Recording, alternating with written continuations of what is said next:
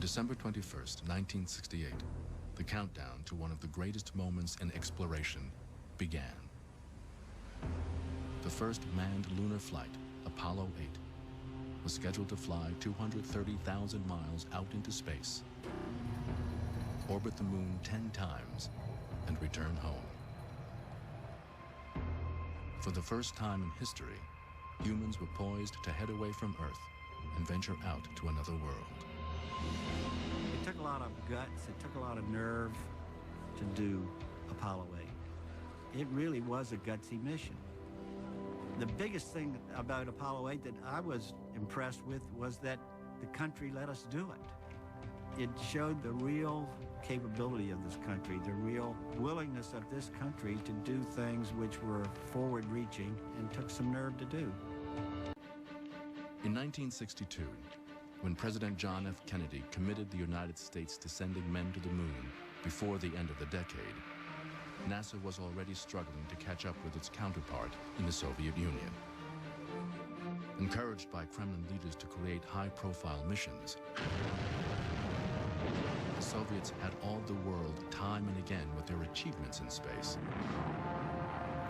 The first satellite, the first man in orbit, the first long-duration flight, the first dual capsule flights, the first woman in space, the first spacewalk.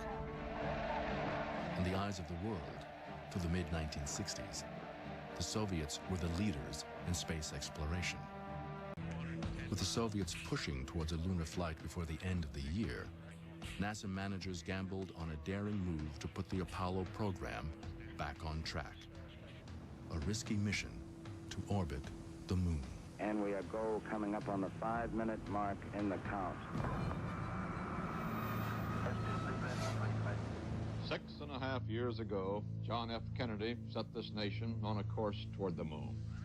This morning, 3 Americans, Frank Borman, Jim Lovell, and William Anders, are on the verge of making man's first journey to the moon.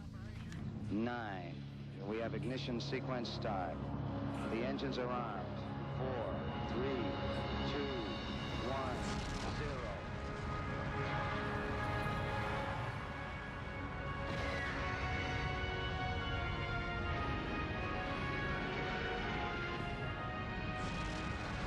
Commit. We have liftoff. Liftoff at 7:51. This building is shaking under us.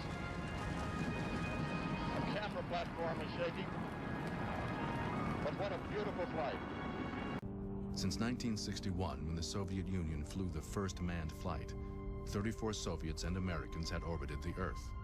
But no one had ever headed straight out. The farthest that any astronauts had ever gone from the surface of the Earth was 850 miles on one of the Gemini flights.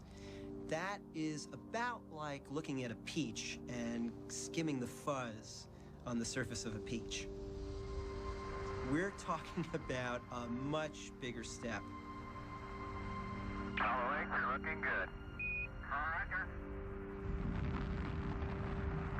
The engine on the third stage lights up, and they can feel themselves accelerating out of Earth orbit. And within minutes, they are farther from the Earth than anybody has ever been before, and they're going farther, and they're going faster. And on the computer readout, you can see the velocity galloping upwards. Flight Fido, yep, altitude coming up now. Looking real good. Flight booster, we have static data. They're getting up to 25,000 miles an hour, which is what it takes to get you out of the Earth's gravitational well and onto a path for the moon. Tests of the massive Saturn V rocket system, including flights that were called Apollo 4, 5, and 6, were hampered by technical problems that sent the rocket team back to the drawing board again and again. And by early 1968, it was apparent that construction of the lunar landing module was also hopelessly behind schedule. Apollo manager George Low spent several months trying to come up with some way to get the program back on track. Low knew that something drastic had to be done to preserve any realistic chance that an American would land on the moon before the end of the decade.